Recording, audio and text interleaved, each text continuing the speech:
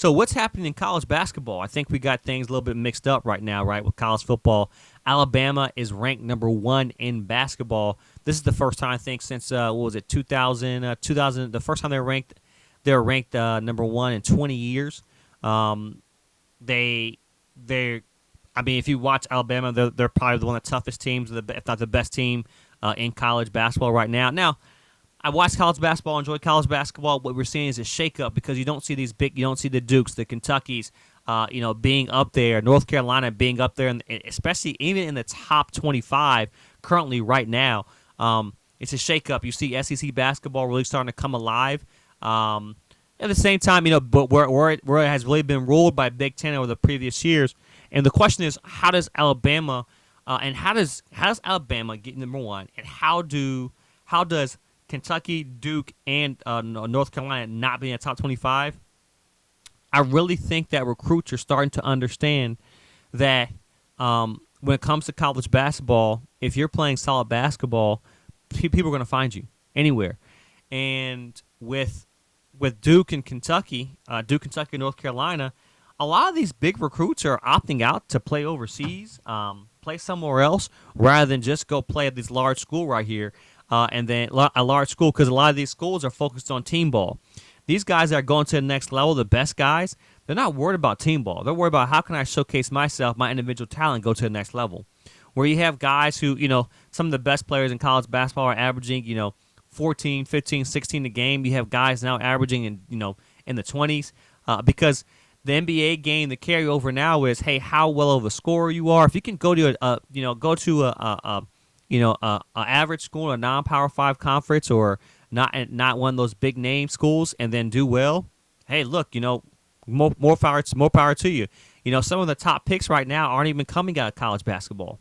So you're seeing a lot of that talent that would typically go to the Dukes, the North Carolina, the Kentuckys, where they heavily recruit, and it's more evenly spaced out. And especially with NIL deals, why compete and play for a championship when you can kind of set yourself up to the next level? So this wholesale is, I think, the reason why Alabama. And be wrong, I'm a big proponent for Alabama football. I don't really watch Alabama basketball, but. I'm not. I don't root for Alabama basketball, but this team is solid. They have a well-rounded team. I don't think they play necessarily in a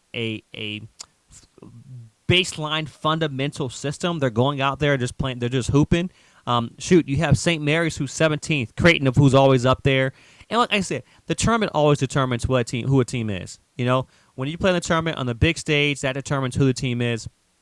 And the question is, though, if you win the tournament, does that guarantee you a top spot in the league? Now, you can make a name for yourself in the tournament, but does it mean that, hey, look, when you think of, if I were to pull up the top five NBA draft prospects, right, this year, we'll look and see how many of those players are coming from college. And I'm gonna pull it up here just so you guys can see right here. Yeah, so the top player, we all know Wemby, but Victor Wembanyama is we call him Wemby, a 7'2", 229 power forward who they say can shoot like KD and is long like KD. He's playing in France right now. The next one is the G League. The G League, 18 turns 19 for the draft. Right, you have to be 19 for the draft, and that's Scott Henderson. This is not even college basketball. The next two players are a pair of brothers that are playing in the overtime league in Atlanta. Right? You got Oscar Thompson and his brother Amen Thompson. And then if you look at the next one is Cameron Whitmore, who plays at Villanova. And if you look at the top 25 rankings, right now, Villanova is not even ranked. So the top five players in the projected in the draft don't play for a top 5 team. Don't play for a top 25 team. Next one, Arizona Razorbacks, who currently right now, not Arizona Razorbacks, the Arkansas Razorbacks, right now isn't even ranked, and that's the freshman Anthony Black. And then if I keep on going down the list, now Brandon Miller is ranked 7th, right? If I keep on going down to the list, you have Nick Smith as well from Arkansas as well too. But then you got IMG Academy. Next is a freshman, Jarice Walker. I'm not sure if he even played. He's even playing this year.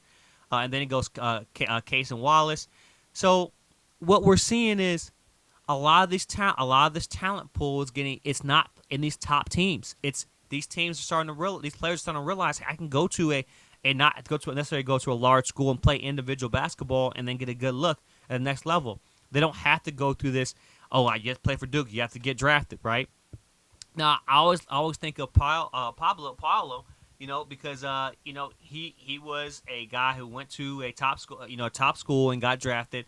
But other than that, you're seeing a lot of high school athletes opting out of playing college basketball, playing at a high level at a different school, at a different school, not a big school, and then getting drafted because hey, look, they're highly recruited coming out of high school, and you see the carryover from high school. If they do well in high school, wherever they're playing at, and then they do well in college, that's enough for them. Or they just opt out like the projected top 4 picks and then go play in overseas, Atlanta, or in a different league instead of going to college basketball. So this is kind of why we're seeing the Alabamas coming up, where they're still focused on that team approach, and some of these teams really focused on how do we win a championship.